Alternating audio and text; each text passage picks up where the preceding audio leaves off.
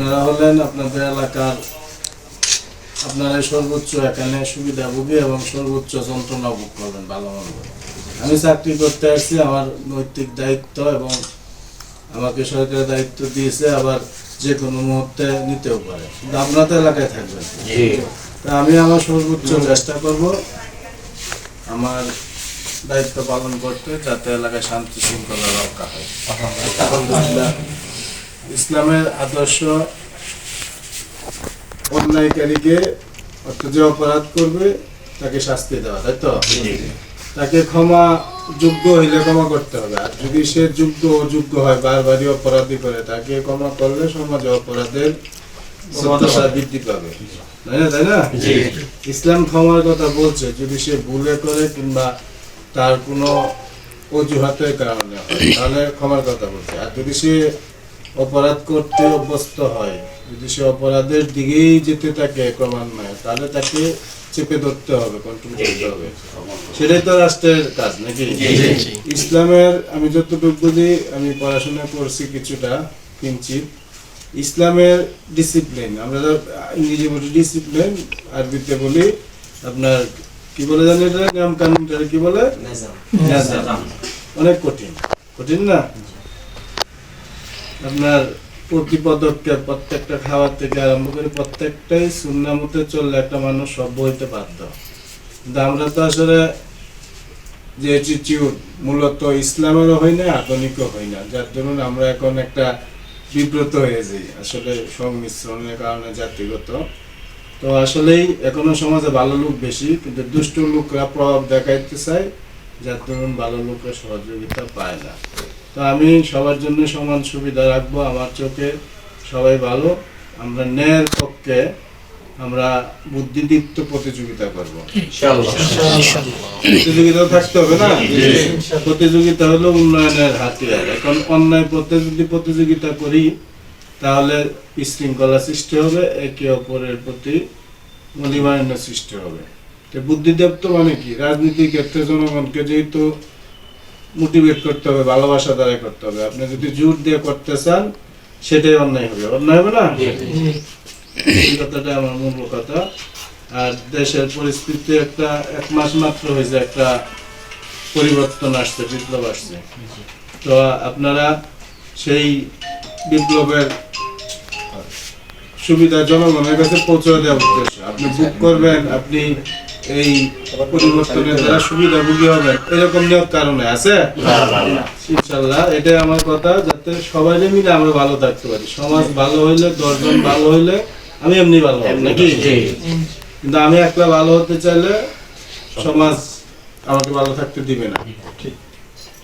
Sir, আমাদের ইসলামী বাংলাদেশ সোনাগাঁ থানা শাখার তিনি সভাপতি হাজিরুল আহমেদ খান, আমি সেক্রেটারি ফারুক আহমদ মুন্সি, এই সাবেক সেক্রেটারি আবিদুল আজাদি, সভাপতি আন্দোলন সভাপতি থানা শাখার সভাপতি সাইফুল ইসলাম এবং শ্রমিক আন্দোলনের সভাপতি মোহাম্মদ খলিলুর রহমান।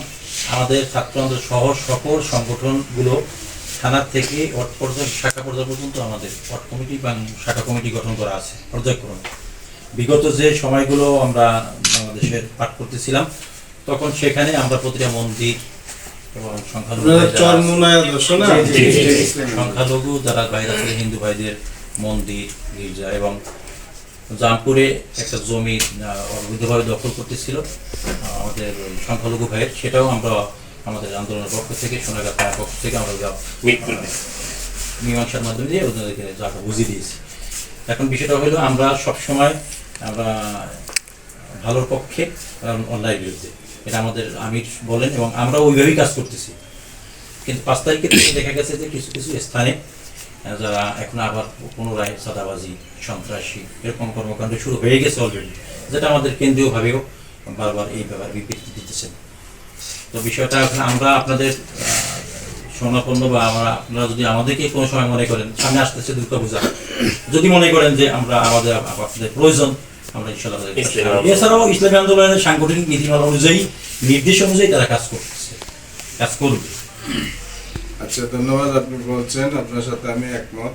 অবশ্যই আপনারা সহযোগিতা করবেন। আর যেহেতু ইসলামের আদর্শে একটা বিরূপ ধারণা আমাদের প্রতিবেশী দেশ, সত্য তো স্বীকার করার তো কিছু হবে না।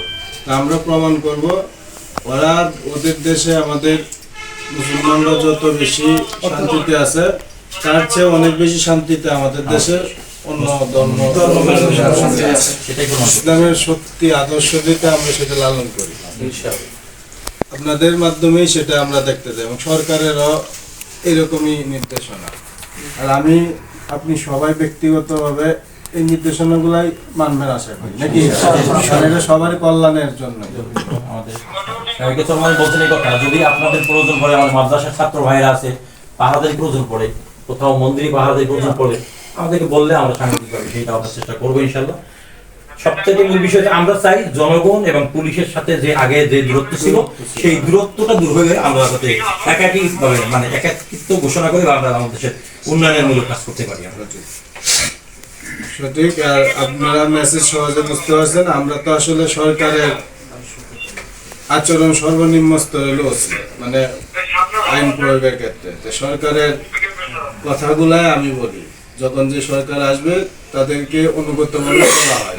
আমার কিছু কথায় আপনাদের সরকারের প্রতিফলন আসছে, আশা করি আপনারা সেটা মিডিয়ার যুগ সবাই শুনেন।